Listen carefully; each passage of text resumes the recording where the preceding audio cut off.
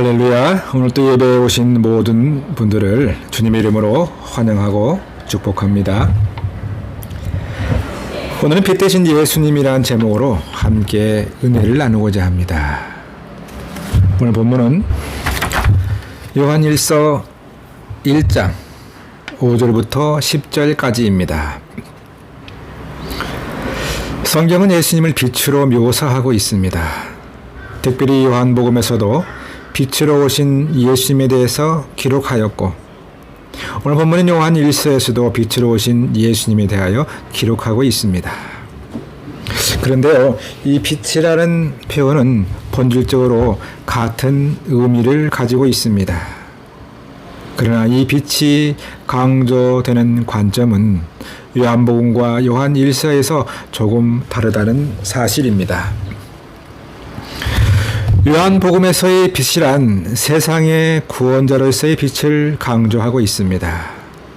그러나 오늘 본문 요한 1서에서의 빛이란 그리스도인들의 빛 가운데서 살아가야 한다는 이 윤리적 도덕적인 교훈이 중심이 되고 있습니다.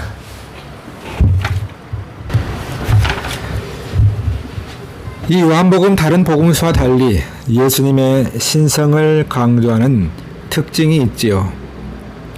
그 당시에는 주로 로마 제국 아래에서 고통과 시련을 겪고 있는, 외부로부터의 박해를 받고 있는 그러한 상황입니다. 이러한 배경 가운데 빛이란 예수님은 구원자, 세상의 빛으로 강조할 필요가 있었습니다. 그래서 요한복음에서의 예수님이란 세상은 어두운 상태에 있었는데 이러한 상황에서 예수님은 빛으로 오셨다라는 점을 강조하는 것이죠.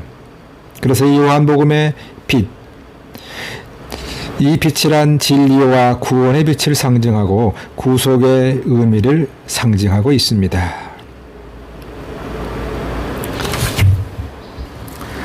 이 요한 1서는 요한복음보다 더 후반부에 기록된 서신입니다. 이때는 당시의 교회는 여러 이단 사상의 문제들에 직면해 있었습니다. 그래서 그리스도인의 삶과 신앙에 대해서 정확한 진리를 확립할 필요성이 있었습니다. 그래서 사도 요한은 예수님의 빛을 언급하면서 그리스도인들의 삶에서 도덕적, 윤리적 원칙을 강조하고 있는 것입니다. 그리스도인의 삶 가운데 빛과 어둠에 대해서 교훈을 주고자 하는 것이죠. 그렇게 함으로써 신앙인의 올바른 삶을 강조하는 측면에서 이 요한 1서는 그러한 측면에서 빛을 강조하고 있습니다. 오늘 본문은 요한 1서 1장 5절에 이렇게 기록하고 있습니다. 하나님은 빛이시라. 하나님은 빛이시라. 다시 말하면 예수님을 빛으로 묘사하고 있습니다. 그래서 예수님의 빛을 통해서 우리 그리스도인의 삶이 어떻게 변화되어야 하는지를 강조하는 본문입니다. 결론적으로 이 예수님의 빛 안에 있을 때에 어둠에서 벗어나 의롭게 살아갈 수 있다는 것이죠. 이 예수님의 빛 안에 거할 때만이 지속적으로 하나님과의 교제를 할 수 있다는 것입니다. 오늘 1장 7절에 이렇게 기록하고 있습니다. 그가 빛 가운데 계신 것 같이 우리도 빛 가운데 행하면 우리가 서로 사귐이 있고 그 아들 예수의 피가 우리를 모든 죄에서 깨끗하게 하실 것이요.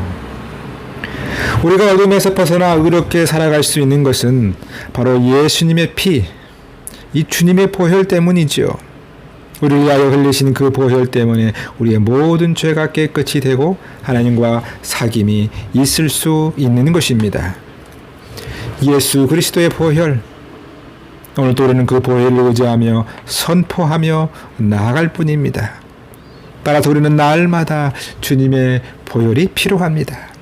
빛 대신 주님께로 나아가기만 하면 우리가 어떤 죄가 있다 할지라도 모두 용서받을 수 있다는 것, 정말 큰 특권 아니겠습니까? 우리는 믿음으로 주님을 영접하여 구원을 얻었습니다. 그러나 여전히 의롭지 못한 부분이 남아 있어요. 의롭지 못하다는 것, 우리에게 전인 죄가 있다는 것이죠. 우리 이미 다 구원을 받긴 했지만, 우리는 다 이미 구원을 얻었지만 우리 안에 죄가 여전히 존재하고 있어요. 우리 안에 죄가 여전히 존재하고 있다면 하나님과의 진정한 사귐을 이룰 수가 없다는 것이죠. 오늘 본문 1장 5절은 이렇게 기록하고 있습니다. 하반부입니다. 하나님은 어둠이 조금도 없으시다. 하나님은 어두움이 조금도 없으시다라고 기록합니다. 하나님은 빛, 바로 그 자체 아닙니까? 빛과 어두움은 서로 동시에 공존할 수 없는 것이죠. 마찬가지입니다. 이 죄와 불의가 동시에 공존할 수 없는 것이 특징이죠. 여전히 죄 가운데 있으면서 하나님과 사귐이 있을 수 없다는 이유입니다. 하나님은 우리와 온전한 사귐이 있기를 원하세요. 하나님 우리의 죄를 정죄하시는 분이 결코 아닙니다. 하나님은 우리를 따뜻한 사랑으로 맞아주시기를 원하시고 언제나 기다리고 계시는 바로 인격적인 분이라는 사실이죠. 그러나 하나님 우리 죄를 사하시고 용서하시는 것 하나님께서 가능하시지만 우리의 행위의 전제 조건이 먼저 있어야 한다는 것이죠. 우리가 우리의 죄를 자백해야 한다는 것입니다. 우리의 죄를 주님 앞에 내려놓고 보여드려야 합니다. 우리의 죄를 자백할 때에 우리는 어떠한 죄의 제목들이 많다 할지라도 사함을 받을 수 있다는 것 자체는 너무나도 우리 그리스도인으로서 큰 특권 중에 특권인 것이죠. 그 당시에 영지주의는 교회까지 침투해 있던 상황이었습니다. 모두 다 하나님을 믿는 사람들이지만, 믿는다고 고백하지만 어느 정도의 죄는 괜찮다라고 주장하고 있는 것, 바로 그 영지주의자의 특징이지요. 죄의 존재가 하나님과 우리 사이의 존재에 상관없이 교제할 수 있다라고 생각하고 있습니다. 사랑하는 성도 여러분, 여러분 이 생각을, 여러분 이 사실을 어떻게 받아들이십니까? 오늘 사도 요한은 단호하게 선포하고 있지요. 그럴 수 없다. 죄인으로서는 결코 하나님과 교제할 수 없다. 죄를 가지고서 죄를 고백하지 않은 것은 결코 하나님과 교제할 수 없다라고 주장하고 있는 것이죠. 이 영지주의자들의 주장이 무엇입니까? 그들은 이 원론을 주장하고 있습니다. 우리의 육체는 거룩하지 않는 것이지만 인간의 영까지 육체의 죄로 인해서 더러워질 수는 없다라는 것이죠. 우리가 하나님과 교제가 불가하는 것은 우리의 육체가 불완전하기 때문이 결코 아닙니다. 우리의 신체에 장애가 있다고 해서 하나님과 사귐이 불가능한 것이 결코 아니죠. 우리에게 하나님과 교제가 불가능한 것 어떤 이유일까요? 이사야 59장 1절에 이렇게 기록하고 있습니다. 우리의 죄악이 우리와 하나님 사이를 벌렸기 때문이다 라고 기록하고 있습니다. 다름 아닌 우리의 죄 때문인 것이죠. 우리의 죄로 인해서 하나님과 사귐이 끊어진 것입니다. 하나님과 사귐을 위해서는 우리는 다시 빛 대신 예수 그리스도께로 나아가야 되는 줄 믿습니다. 오늘 본문 1장 9절 이렇게 기록하고 있습니다. 만일 우리가 우리의 죄를 자백하면 그는 미쁘시고 의로우사 우리 죄를 사하시며 우리를 모든 불의에서 깨끗하게 하실 것이요. 우리의 죄를 자백해야 합니다. 죄의 고백, 이것은 곧 구원의 조건은 아니지만 우리의 죄를 자백하는 것, 이미 구원받기 위한 조건은 아니지만 우리는 이미 다 구원을 받았기 때문입니다. 구원받기 위해 또다시 구하지 않아도 됩니다. 그러나 우리가 죄를 고백하고 빛 대신 주님께 나아가는 것 무엇 때문입니까? 그것은 우리의 죄를 다 용서받고 우리가 온전한 하나님과의 교제를 위해서인 것이죠.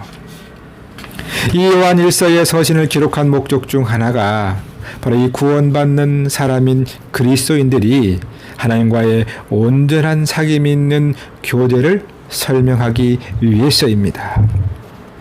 따라서 하나님과의 교제를 위한 선제 조건, 그것은 무엇일까요? 우리의 죄를 자백하고 회개하는 것입니다. 죄를 고백하고 죄사함을 받기 위해 어떠한 다른 조건이 없습니다. 그저 우리의 죄를 주님 앞에 가지고 와서 주께 다 고백하고 내어놓고 맡기는 것이죠. 이제는 세상 가운데서 살면서 우리의 죄를 자백함으로써 우리의 삶 속에서 지속적으로 거룩한 자로 살아가는 것입니다. 매일매일 우리의 죄를 자백함으로 성결해지고 우리는 하나님의 형상을 매일매일 닮아가는 것이지요. 요한일서 1장 9절, 만일 우리가 우리의 죄를 자백하면 모든 불의에서, 모든 불의, 그것이 무엇입니까? 의롭지 못한 모든 것에서 우리를 깨끗하게 하실 것이요 라고 성경은 약속하고 있습니다. 우리가 빛 가운데 나아가면 우리의 죄를 숨길 수 없습니다. 우리의 죄를 숨기지 않고 고백할 때에 우리는 어떻게 됩니까? 하나님께서 우리를 불쌍히 여겨주신다는 사실이에요. 우리는 하나님과 깊은 교제 가운데 들어갈 수 있다는 것이에요. 우리 안에 고백하지 않는 죄성이 여전히 자리 잡고 있는 부분이 무엇입니까? 만약 그렇다면 우리는 하나님과의 깊은 교제 가운데 들어가기가 어려운 것이 사실입니다. 여전히 자백하지 않는 죄들이 있다면 우리의 양심은 둔해질 것입니다. 우리가 선한 양심에서 멀어지게 되면 우리의 믿음의 성숙에 심각한 문제가 있습니다. 크리스천이지만 죄의 자백에 소홀해지다 보면 우리의 양심이 둔감해지기 때문입니다. 그러나 우리의 죄악을 자백하면 하나님께서는 우리를 불쌍히 여기신다는 사실입니다. 우리의 죄를 드러내기만 하면 하나님 우리를 불쌍히 여기시고 용서해 주시겠다라고 말씀하십니다. 우리의 죄가 어떠한 것이라 할지라도 우리에게 피할 길을 열어 놓으셨습니다. 그 피할 길 무엇인가요? 바로 그 길, 죄를 자백하는 길이지요. 죄를 자백하는 것. 어떠한 우리에게 죄가 있다 할지라도 우리는 그 죄로부터 무죄함을 받을 수 있는 것이죠. 더 이상 죄인이 아니라 완전한 죄가 없는 깨끗한 의인이 될 수가 있는 것이죠. 빛 대신 주님 앞에 우리의 죄를 자백할 때에 우리의 모든 죄가 드러나게 될 것입니다. 우리는 모든 불의에서 깨끗하게 되고 우리는 온전한 의인으로 다시 거듭나게 될 것입니다. 우리가 자백해야 할 항목들이 무엇이 있을까요? 우리는 이것을 곰곰이 생각해 보는 것이 아니라 우리는 그저 빛 대신 주님께 나아가면 우리는 나도 모르는 사이에 우리의 죄가 하나씩 하나씩 드러나게 될 것입니다. 말씀을 정리합니다. 예수님은 빛으로 오셔서 우리와 사귐을 원하시고 계십니다. 그 사귐은 죄 가운데 머물러서는 결코 이루어질 수 없습니다.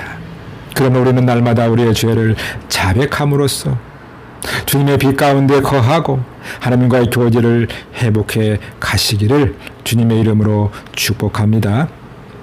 진실한 제 고백을 통하여 하나님과의 온전한 교제로 풍성한 삶을 살아가시기를 주님의 이름으로 축복합니다.